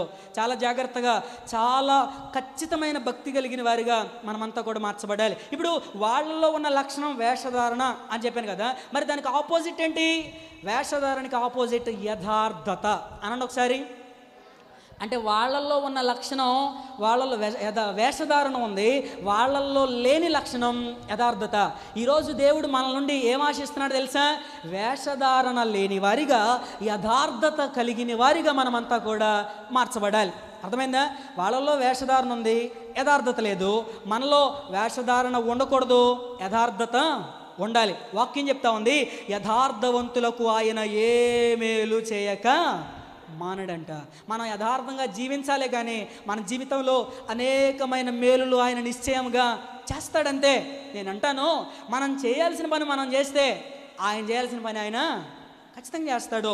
నా ప్రసంగంలో ఇది పదాన్ని చాలాసార్లు ఉపయోగించాను. మీరు ఎంతవరకు అర్థం చేసుకుని రిసీవ్ చేసుకుంటున్నారో నాకు తెలియదు. కానీ మనం చేయవలసిన పని, మనం ఉండవలసిన రీతిలో మనం ఉంటే, మనం చేస్తే మిగిలినంతా కూడా ఆయన చూసుకుంటాడు. మనకి ఇవ్వాల్సిన ప్రతిఫలం కూడా నిశ్చయముగా ప్రభువే దయచేయునుగాక.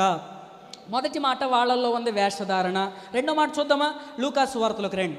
లూకాసు వార్త 18వ అధ్యాయము త్వరగా చదువుదాం. చూడండి, లూకాసు వార్త 18వ అధ్యాయము 11వ వచనం. మనందరికి కూడా బాగా పరిచయమైన సందర్భమే. పరిసయ్యుడు నిలవబడి, దేవా, నేను చోరులను, అన్యాయస్తులను, వ్యభిచారులనైనా, ఇతర మనుషుల వలనైనను, ఈ సొంకరి వలనైనను ఉండనందుకు నీకు కృతజ్ఞతాస్తుతులు చెల్లించుచున్నాను. వారమునకు 2 మార్లు ఉపవాసము చేయించు, నా సంపాదన అంతటిలో 10వ వంతు చెల్లించుచున్నానని తనలో తాను ప్రార్థించుచుండెను. చాలమ్మ. ఇక్కడ రాయబడి ఉన్న మాట ఏంటి తెలుసా? దీనికి అర్థం శాస్త్రులు అనగా లేదా పరిశీలనలో ఉన్నది 2వ లక్షణం ఆత్మీయ గర్వం. చెప్పండి, ఏముంది? మాట్లాడండి. ఏముంది? ఆత్మీయ గర్వం ఉంది. Spiritual pride. ఆత్మీయ గర్వంతో రావడానికి మందిరంకే వచ్చాడు. మందిరానికి వచ్చిన ఆయన ఎవరిని చూడాలి? దేవుని చూడాలి. కానీ ఎవరిని చూస్తున్నాడు తెలుసా? మనుషులను చూస్తూ ఉన్నాడు. మనుషులు చూసి అంటున్నాడు, అయ్యా, మా చర్చిలో అన్యాయం చేసేవాళ్ళు ఉన్నారయ్యా, నేను ఆ అన్యాయం చేసేవాళ్ళలాగా లేనయ్యా. మా చర్చిలో అబద్ధాలు ఆడేవాళ్ళు ఉన్నారయ్యా, ఆ అబద్ధాలు ఆడేవాళ్ళలాగా నేను లేనయ్యా. మా చర్చిలో దొంగతనాలు చేసేవాళ్ళు ఉన్నారయ్యా, ఆ దొంగతనాలు చేసేవాళ్ళలాగా నేను లేనయ్యా. మా చర్చిలో మోసం చేసేవాళ్ళు ఉన్నారయ్యా, ఆ మోసం చేసేవాళ్ళని నేను లేనయ్యా. మా చర్చిలో దశంభాగాలు ఎగ్గొట్టే వాళ్ళు ఉన్నారయ్యా, ఆ ఎగ్గొట్టే వాళ్ళలాగా నేను లేనయ్యా. మా చర్చిలో ఉపవాసం ఉండని వాళ్ళు ఉన్నారయ్యా, ఆ ఉపవాసం ఉండని వాళ్ళలాగా నేను. అంటే ఎంత కాడికి ఏం చేస్తున్నాడు తెలుసా? తనతో ఉన్న మనిషితో పోల్చుకుంటాం ప్రారంభించాడు. ఇక్కడ ఆత్మీయ గర్వం. ఈయన చేసిన ప్రమాదం ఏంటో తెలుసా? రావడానికి మందిరానికి వచ్చాడు కానీ చూడవలసిన దేవుణ్ణి చూడలేకపోయాడు. ఆత్మీయ గర్వం ఉంటే నెంబర్ 1 దేవుణ్ణి చూడలేం. అనండి ఒకసారి. ఆత్మీయ గర్వం ఉంటే ఏం చూడలేం?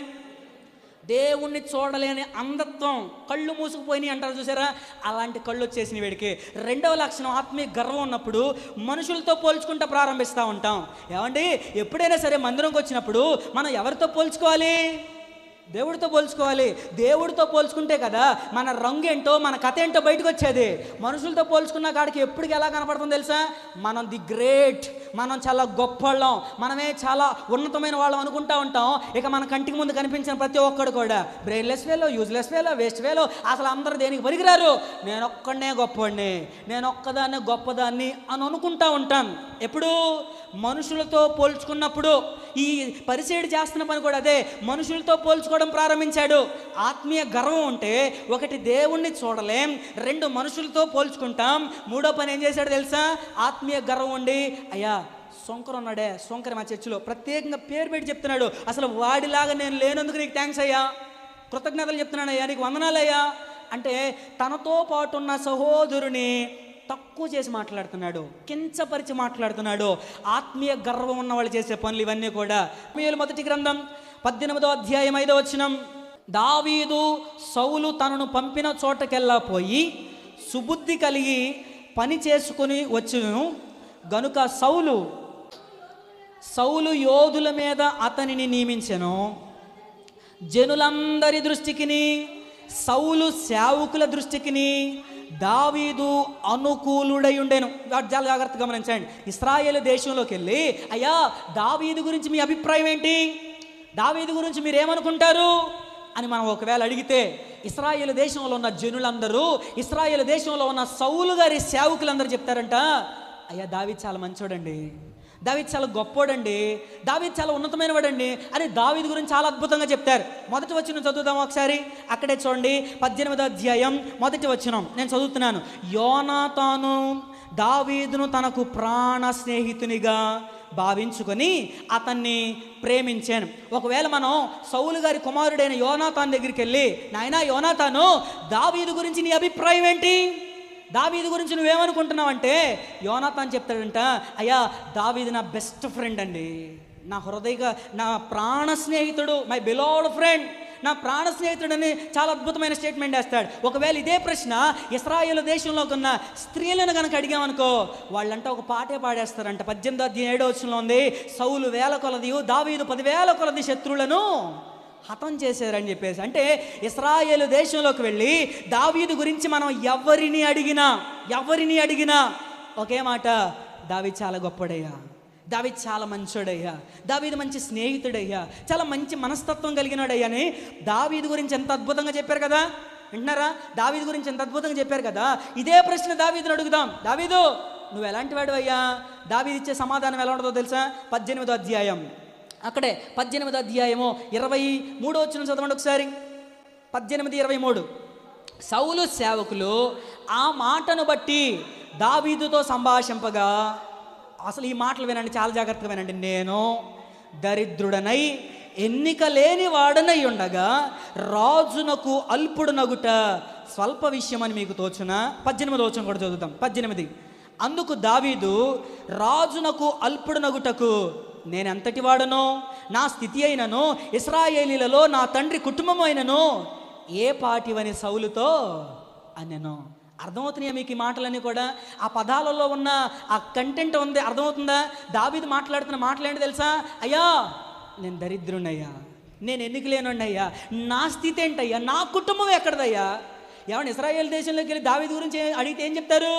దావీదు చాలా మంచోడండి, చాలా గొప్పడండి. ఇశ్రాయేలు దేశంలో ఉన్న ప్రజలందరూ కూడా దావీదుని ఎంత గొప్పగా చెప్తా ఉంటే, ఎంత మంచోడని చెప్తా ఉంటే, దావీదు అంటున్నాడు, నేనెంతటోన్నయ్యా, నా స్థితి ఏంటయ్యా, నా కుటుంబం ఎక్కడయ్యా. దావీదు ఎంత తగ్గించుకుంటున్నాడు చూసారా? ఏమండి, మనకి కొంచెం ఉంటే కొంచెం ఆగుతామా? అసలు ఎవడైనా మనల్ని పట్టుకోగలుగుతాడా? అసలు ఇంకెవరు కూడా మనల్ని ఆపలేరు. అంతే, అంత అద్భుతంగా లెగిసిపోతామంటే అంతే, చచ్చరు బుడ్లాగా అంతే. హల్లెలూయా. ఒక్క విషయం గుర్తుపెట్టుకోండి, ఎప్పుడు కూడా మనము మన బ్యాక్గ్రౌండ్ మర్చిపోకూడదు. చెప్పండి, ఏం మర్చిపోకూడదు? మన బ్యాక్గ్రౌండ్. ఎప్పుడు కూడా మనం ఎక్కడి నుండి వచ్చాం, మన స్థితి ఏంటి, మన స్థాయి ఏంటి, మన పరిస్థితులు ఏంటి, ఈ విషయాలు ఎప్పుడు కూడా మర్చిపోకూడదంట. ఇవి ఎప్పుడైతే మర్చిపోతామో మన కంటికి మనమే దేవుడు అయిపోతాం. అర్థమవుతుందా? ఈ ఎప్పుడైతే మర్చిపోతామో మన కంటికి మనమే దేవుడు అయిపోతాం. ఏమండి, లూసిఫర్ అయ్యింది అలాగే కదా. ఆకాశం నుండి, ఆ పరలోక రాజ్యంలో నుండి కింద పడిపోవడానికి కారణం అదే కదా. అసలు దేవునితో సమానుడుగా ఎంచుకోవాలని ప్రయత్నం చేశాడు. గర్వం అహంకారం నీలో ఉంటే, వింటున్నావా జాగ్రత్తగా, గర్వం అహంకారం నీలో ఉంటే లూసిఫర్కి తమ్ముడుగా చెల్లిగానే అయిపోతావు, డౌట్ లేకుండా, అనుమానం లేకుండా. కాబట్టి గర్వం అహంకారం మనలోకి ఎన్నటన్నటికి రాకుండానుగాక. సొలొమోను కదా ఆ మాట చెప్పాడు, ఏమని? నాశనమునకు ముందు గర్వం నడుస్తుందంట. మనం నాశనం అయిపోవడానికి గర్వం ఒకటి ఉంటే చాలు, మనకు పెద్ద పెద్ద డిగ్రీలు ఏం అవసరంలా, ఊరనే పడిపోతాం, ఊరనే మన చాప్టర్ అంతా కూడా క్లోజ్ అయిపోతుంది. కాబట్టి గర్వం మానేసి మనం నేర్చుకోవాల్సింది ఏంటో తెలుసా? దీనత్వం నేర్చుకోవాలి, తగ్గింపు నేర్చుకోవాలి, తగ్గింపు స్వభావంతో బ్రతకడం నేర్చుకోవాలి. దీనులకు ఆయన కృప చూపించేవాడని చెప్తుంది వాక్యం కదా. అహంకారులను ఎదిరించేవాడు, దీనులకు ఆయన కృప చూపించేవాడు. దీనులకు అండాయనే భక్తిహీనులను కూల్చేస్తాడు. భక్తిహీనత ఎక్కడి నుంచి వస్తుందో తెలుసా? గర్వం రావడాన్ని బట్టే. గర్వం అహంకారం మనలో ఉండకూడదు. శాస్త్రుల పరిశీలన నీతి కంటే మన నీతి ఏం కావాలి? అధికం కావాలి. వాళ్ళలో ఉన్న లక్షణం మొదటిది, వేషధారణ కలిగి ఉన్నారు, యథార్థత లేని వారిగా ఉన్నారు. మనలో వేషధారణ ఉండకూడదు, యథార్థత ఉండాలి. ఇది మొదటి విషయం. రెండో విషయం, వాళ్ళల్లో ఆత్మీయ గర్వం ఉంది, దీనత్వం వాళ్ళల్లో లేదు. మనలో ఆత్మీయ గర్వం ఉండకూడదు, దీనత్వం కలిగిన వారిగా మార్చబడాలి. చివరిగా మూడో మాట కూడా చదువుకుని ముగించేసుకుందాం. చదువుదామా? మార్కు సువార్త పరిశుద్ధ గ్రంథంలో నుండి చివరి మాట చదువుకుని ముగించేసుకుందాం. మార్కు సువార్త 3వ అధ్యాయం 1వ వచనం.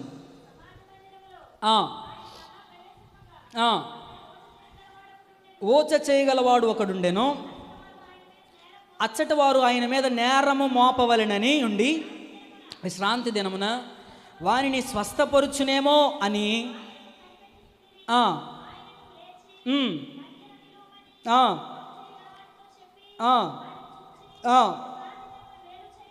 మేలు చేయుట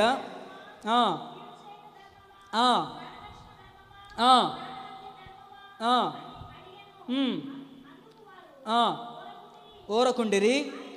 జాగ్రత్తగా వినండి. ఆయన వారి హృదయ కాఠిన్యమునకు దుఃఖపడి కోపముతో వారిని కలయచూచి. చాలండి జాగ్రత్తగా వినండి. శాస్త్రుల పరిశీలనలో ఉన్న 3వ లక్షణం ఏంటో తెలుసా? హృదయ కాఠిన్యం. చెప్పండి ఏంటది? హృదయ కాఠిన్యం ఉంది. వీళ్ళల్లో ఏమి లేదంటే మృదుత్వం లేదు, మంచి మనస్తత్వం లేదు. ఇక్కడ జరిగిన సందర్భం ఏంటంటే అది సమాజ మందిరం. యేసయ్య అప్పటికే చాలామందిని స్వస్థపరుస్తూ బాగు చేస్తూ ఉన్నారు, చాలా కార్యాలు జరిగిస్తూ ఉన్నారు. అయితే ఆ రోజు విశ్రాంతి దినమున ఏది చేయకూడదు అనేది వాళ్ళ యొక్క ఉద్దేశం. అయితే యేసుక్రీస్తు ప్రభు వారు సమాజ మందిరానికి వస్తూ ఉన్నాడు. అదే సమాజ మందిరంలో ఓచ చేయగలిగిన ఒక ఆయన ఉన్నాడు. ఇప్పుడు వీళ్ళ ఆలోచన ఏంటంటే యేసయ్య ఇక్కడికి వస్తాడు, ఈ ఓచ చేయగలిగిన వాడిని స్వస్థపరుస్తాడు, విశ్రాంతి దినం రోజున ఆయన ఈ పని చేశాడని వెంటనే యేసయ్య మీద మనం ఏం చేయొచ్చు? నేరం మోపొచ్చు. యేసయ్య మీద మనం ఇలాంటి ఒక ఆలోచన చేసి చెప్పొచ్చు అని ఒక ఆలోచనతో యేసయ్య వస్తాడు, ఈ బాగు చేస్తాడు అని ఎదురు చూస్తూ ఉన్నారు. చాలా జాగ్రత్తగా వినండి. మనలో మనమాట ఇలా అనుకుందాం. ఇప్పుడు ఎవరైతే యేసుక్రీస్తు ప్రభు మీద నేరం మోపాలని చూస్తూ ఉన్నారో, వింటున్నారా ఈ మాట? చాలా జాగ్రత్తగా వినండి. యేసయ్య మీద ఎవరైతే నేరం మోపాలని చూస్తూ ఉన్నారో, ఒకవేళ వాడికే ఓచ చెయ్యి ఉంటే యేసయ్య బాగు చేస్తే బాగుండు అని అనుకుంటాడా? బాగు చేయకపోయినా పర్లేదు అనుకుంటాడా? చేస్తే బాగుండు అనుకుంటాడు కదా. ఇప్పుడు లేదు, వాడి తమ్ముడికే, సొంత తమ్ముడికే, ఇప్పుడు ఎవడైతే నేరం మోపాలనుకుంటున్నాడో వాళ్ళ తమ్ముడికే ఓచ చేయండి అనుకోండి, యేసయ్య బాగు చేస్తే బాగుండు అని అనుకుంటాడా? బాగు చేయకపోయినా పర్లేదు అనుకుంటాడా? అనుకుంటాడు కదా. ఒకవేళ వీడి నాన్నకే, వీడి సొంత తండ్రికే ఓచ చేయను అనుకోండి, యేసయ్య బాగు చేస్తే బాగుండు అనుకుంటాడు, బాగు చేయకపోయినా పర్లేదు అనుకుంటాడా? అనుకుంటాడు కదా. ఏమండి, యేసయ్య వస్తున్నాడు, నన్నో లేదా నా నాన్నగారినో తమ్ముడినో అన్నయ్యనో ఎవరో ఒకరిని, వాళ్ళకి సంబంధించిన వాళ్ళకి ఒకవేళ బాగోకపోతే అదే పరిస్థితిలో ఉంటే బాగు చేస్తేనే బాగుండు అని అనుకుంటాడు, కానీ బాగు చేయకపోయినా పర్లేదులే అని మాత్రం అనుకోడు. అవును కదా. ఏమంటే మనం ఇలా అడుగుదాం వాళ్ళని, ఏమయ్యా నీకు నీ కుటుంబానికి ఏమో ఒక నీత, బయట వాళ్ళకైతేనేమో ఇంకొక నీత, నీకు నీ కుటుంబానికి అయితే ఒక న్యాయమా, బయట వాళ్ళకైతేనేమో మరొక న్యాయమా? ఇది ఎక్కడ పద్ధతి అయ్యా? ఇది ఎక్కడ విధానం? చాలామంది ఈ కాలంలో క్రైస్తవులు కూడా ఇదిగో ఇలాగే ఉన్నారు. ఎలా ఉన్నారు తెలుసా? వాళ్ళు మాత్రమే ఆశీర్వదించబడాలి, వాళ్ళు మాత్రమే మేలు పొందుకోవాలి, వాళ్ళు మాత్రమే దీవించబడాలి, వాళ్ళు మాత్రమే గొప్పవాళ్ళు అవ్వాలి. ఎదుటి వాళ్ళు దీవించబడకూడదు, ఎదుటి వాళ్ళ ప్రార్థన దేవుడు ఆలకించకూడదు, ఎదుటి వాళ్ళ జీవితంలో ఏ కార్యం కూడా జరగకూడదు. ఒకవేళ జరిగిందంటే ఇక అసలు దాన్ని తట్టుకోలేరు, ఓర్చుకోలేరు. అసలు ఆ ఆలోచన వస్తేనే పాడు ఆలోచన వచ్చింది, వాళ్ళకెందుకు జరగాలి అనుకునే వాళ్ళేరా చాలామంది ఉంటారు. ఖచ్చితంగా డౌటే లేదు, చాలామంది ఉంటారు. ఇంకొంతమంది ఇలా కూడా ఉంటారంట. ఎలా ఉంటారో తెలుసా? వాళ్ళ పొలం సరిగ్గా పండకుండా ఎదుటి వాళ్ళ పొలం బాగా పండింది అనుకోండి, ఆ పొలంలోకి నీళ్లు పెట్టేయడమో, ఆ పొలాన్ని పాడు చేసే కార్యక్రమం ఏదైనా చేసేయడమో, ఇలాంటి పనికిమాలిన పనులు చేసేవాళ్ళు కూడా చూసారా? మీరే చెప్పేస్తున్నారు ఉన్నారని చెప్పేసి. హల్లెలూయా. ఇంకొంతమంది ఉంటారు, ఎలా ఉంటారో తెలుసా? వీళ్ళ పిల్లలు సరిగ్గా చదవలేదనుకోండి, వీళ్ళ పిల్లలకు మంచి మార్కులు రాలేదనుకోండి, ఎదుటి వాళ్ళ పిల్లలకి బాగా చదువుకుంటే మంచి మార్కులు వస్తే అస్సలు తట్టుకోలేరు. గ్యాస్ ట్రబుల్ అంతా అప్పుడే బయటకు వచ్చేస్తుంది. అంటే మరి గ్యాస్ బాగా ఎఫెక్ట్ కొడతా ఉంటుందో మరి ఏంటో. అప్పుడు మళ్ళీ పిల్లలు అంటూ ఉంటారు, రే సరిగ్గా చదవరా, చూడు ఎక్కడ చదువుతున్నాడు చూడాడు, వీళ్ళని తిడతా ఉంటారు. కొంతమందికి గ్యాస్ ట్రబుల్ అండి చాలా ఎక్కువ ఉంటుంది, అసలు తట్టుకోలేరు. ఎందుకంటే ఎదుటి వాళ్ళు మేలు పొందుకున్నా, ఎదుటి వాళ్ళు ఏదన్నా గొప్ప అవుతా ఉన్నా, వాళ్ళ పిల్లలు బాగున్నా అసలు ఏది కూడా తట్టుకోనే